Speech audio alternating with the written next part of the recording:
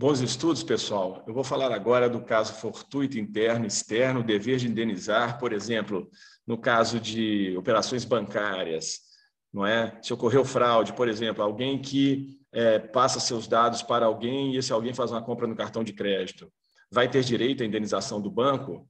Não é? No momento em que cada dia mais fraudes, de mais modalidades estão ocorrendo no ambiente virtual. Fiquem ligados aí, muitas dicas úteis para todos, sociedade civil, operadores do direito, estudantes de direito, concurseiros, esses guerreiros que correm atrás dos seus projetos diuturnamente. Então vamos em frente, gente. Tema de altíssimo interesse, jurisprudência muito recente. Para quem quiser o mapa, é só clicar abaixo e seguir as instruções, tá ok? Vamos em frente, então.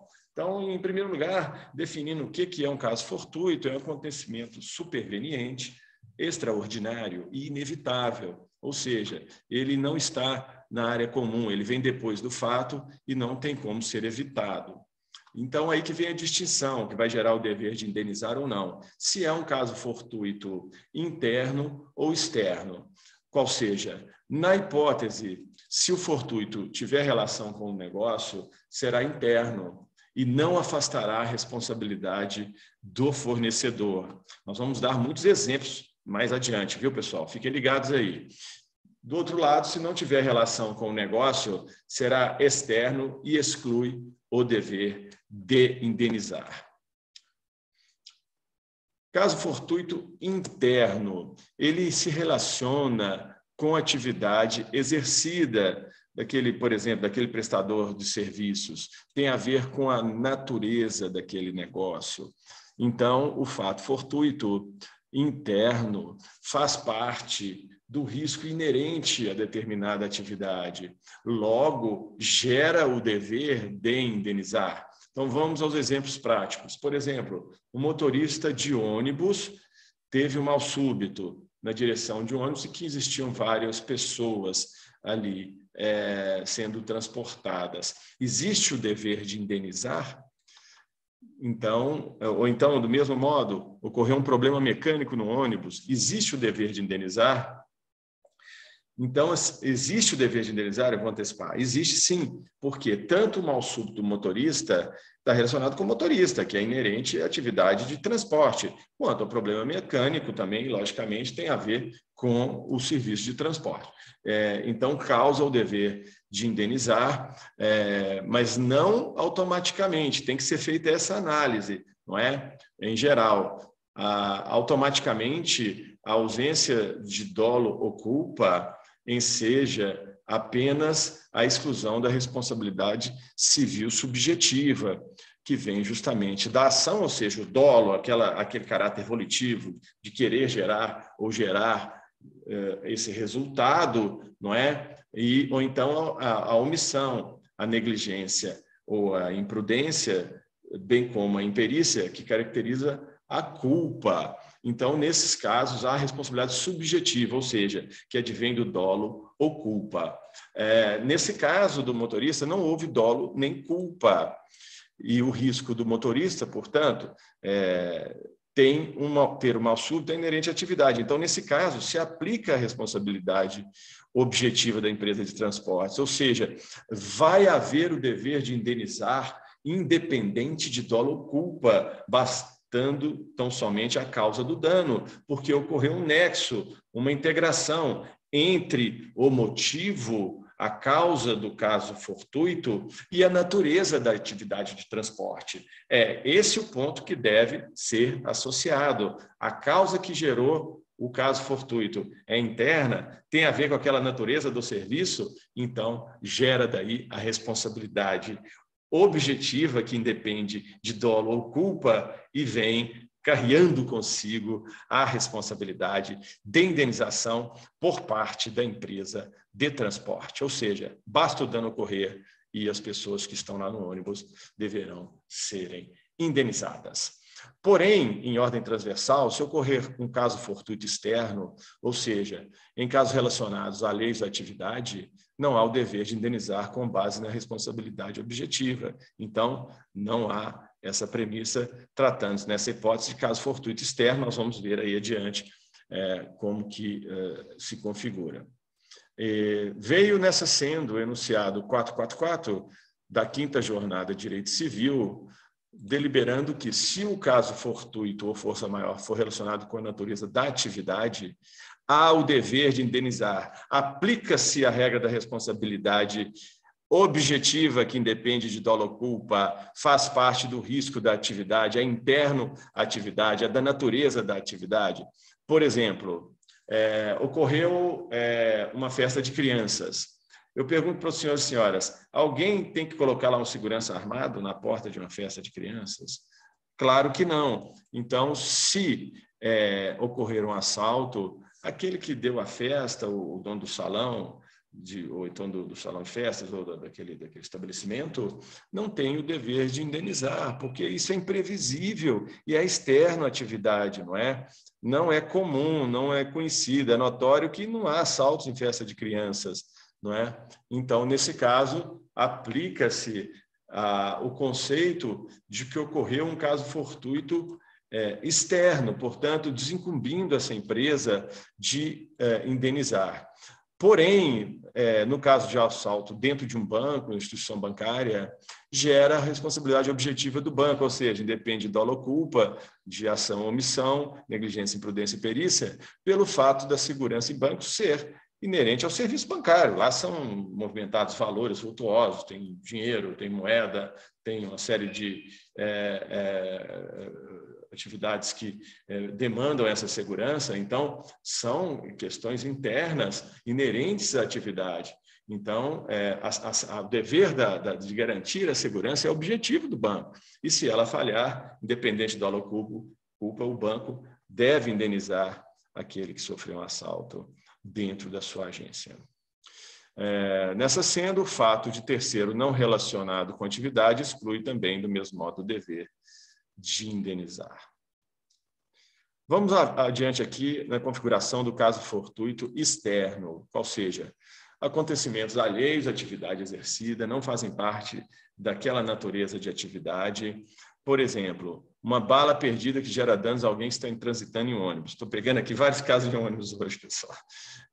Então, as pessoas estão lá no ônibus, de repente, uma pessoa, infelizmente, claro, é atingida por uma bala perdida. A empresa de ônibus tem que indenizar? Não, porque causa a exclusão da responsabilidade subjetiva, porque não houve dolo ou culpa, naturalmente, não houve negligência do motorista, ninguém da empresa de ônibus, muito menos imprudência, nem perícia, muito menos a ação que gerou aquele dano. Ou seja, descartados estão o dolo e a culpa.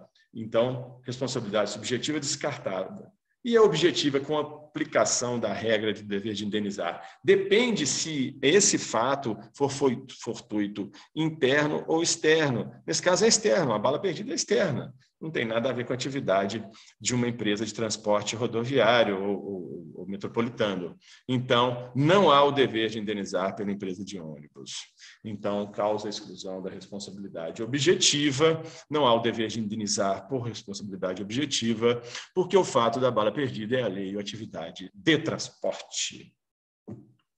O fato de terceiro não relacionado com a atividade exclui, do mesmo modo, a responsabilidade de indenizar. No outro giro, vamos ver o outro lado da moeda agora, um outro exemplo, para a gente fixar de um lado e de outro. O fato do acidente ser causado por terceiro não é, por si só, causa excludente da responsabilidade do empregador pela reparação dos danos materiais e morais experimentados pela vítima, na medida que a conduta de outros motoristas é inerente ao acidente de trânsito, sem que se possa cogitar de força maior ao caso fortuito. Então, esse caso aqui diferente do caso da bala perdida, que não ocorreu por uma questão alheia ao serviço de transporte. Um outro motorista que entra na contramão, ele configura um fato inerente, um risco do transporte, não é? Quem está numa estrada, infelizmente, corre esse risco.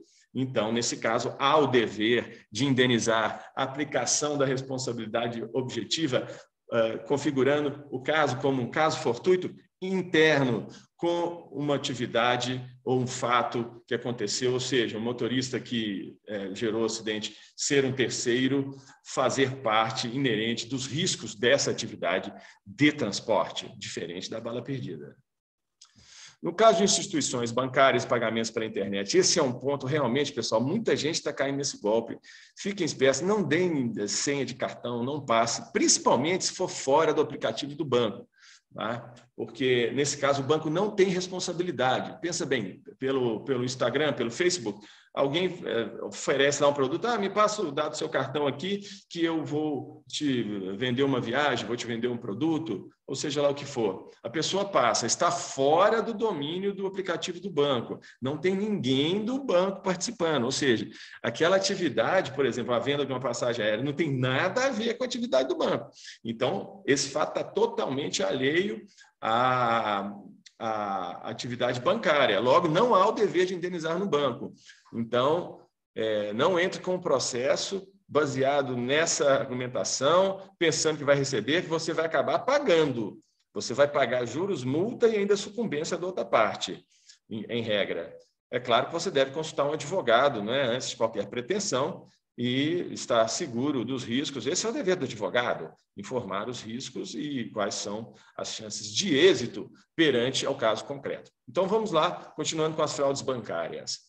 No artigo 14 do CDC, veio a responsabilidade objetiva do prestador de serviços, dispensando-se a comprovação do elemento subjetivo, qual seja dolo ou culpa, quando caracterizado o dano e nexo causalidade, que é perfeitamente aplicável às instituições financeiras, ao direito consumerista, nos termos da súmula 297 do STJ, que está aí na tela, não é? Que preconiza justamente que o CDC é aplicável às instituições financeiras, entendimento pacificado. Com a evolução das formas de negócio jurídico, especialmente com a revolução tecnológica, as fraudes perpetradas aumentaram consideravelmente, especialmente no âmbito remoto, ou seja, por telemática, ambiente virtual. É comum testemunhar o cometimento de delitos quando da celebração de negócios jurídicos, transações ou pagamentos realizados pela internet, que é o que nós estamos avaliando, fraudes praticadas em instituições financeiras. Em relação aos bancos, o STJ já sumulou número 479 da súmula, que dispõe sobre fraudes praticadas em instituições financeiras, em que fixou o entendimento, ou seja, isso é vinculante para todo o ordenamento jurídico, é vinculante assim de uma maneira que, se subir os recursos, o STJ vai vir conforme a própria súmula, em que se fixou o entendimento de que essas respondem objetivamente pelos danos gerados por fortuito interno, pessoal, não externo, relativo a fraudes e delitos praticados por terceiros no âmbito de operações bancárias. Ou seja, se os dados foram passados dentro do aplicativo do banco ou dados foram extraviados do banco, então, nesse caso, sim, cabe a indenização. No caso de alguém passar os dados para alguém por fora do sistema bancário, não cabe indenização. Trata-se, portanto, de caso fortuito externo. O STJ consignou que a responsabilidade do banco decorre da violação a um dever contratualmente assumido, qual seja, o de gerir com segurança as movimentações bancárias de seus clientes. Então, eu tarjei, isso foi até uma decisão do ministro do STJ, Dr. Luiz Felipe Salomão, justamente nesse sentido, ou seja, o banco tem que garantir a segurança dentro do seu sistema. O banco não tem controle se alguém está passando o número do cartão para alguém, não é? Então, nesse caso, em regra, não há o dever de indenizar. O que pode acontecer, se alguém se sentir lesado, pedir para cancelar aquele pagamento. E se o pagamento não tiver sido feito, justificar e aí entrar em tratativas com o banco. Não que o banco tenha o dever de indenizar se a pessoa já comprou e esse dinheiro já foi parar em outra conta.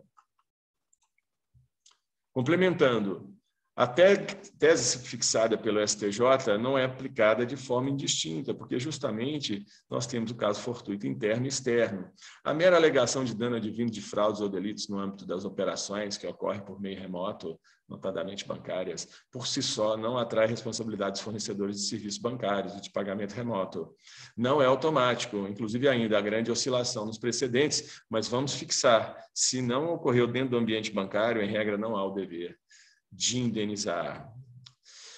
Importantíssimo, em recente decisão, o STJ reconheceu que a instituição bancária não é responsável por danos suportados pelo consumidor vítima de suposto estelionato perpetrado na internet, quando há aquisição de produtos sem recebimento. O que é o estelionato, gente? Aquela pessoa, na hora que negocia, ela já tem a intenção de praticar aquela trapaça, aquela fraude, não é?